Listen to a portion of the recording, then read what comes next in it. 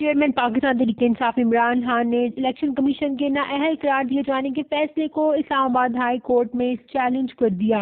عمران خان کی جانب سے بیرسٹر علی ظفر نے اسلام آباد ہائی کورٹ میں درخواست دائر کی، جس میں کہا گیا کہ الیکشن کمیشن کے پاس کرپٹ پریکٹسز نااہلی کا فیصلہ کرنے کا تو اختیار ہی نہیں تھا۔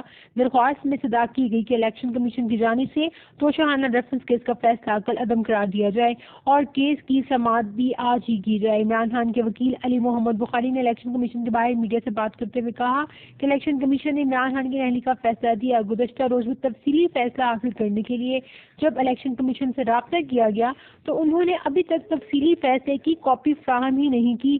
وہ یہ کہتے ہیں کہ ابھی اس کے اوپر ایک ممبر کے دستخط ہونے باقی ہیں، جس کے بعد تفصیلی فیصلہ جاری کیا جائے گا۔ انہوں نے سوال کیا کہ اگر ایک ممبر نے دستخط ہی نہیں کیے تو پھر یہ فیصلہ متفقہ کیسے ہو سکتا ہے اور اس فیصلے کو تمام ممبرز کے سگنیچر سے پہلے کیسے جاری کیا جا سکتا ہے۔ اور یہاں آپ کو بتاتے چلیں کہ عمران خان کی ہائی کورٹ میں اپیل سماعت کے لیے مقرر کر دی گئی ہے۔ اسلام آباد ہائی کورٹ کے چیف جسٹس عطا معین اللہ کچھ دیر میں سماعت کریں گے۔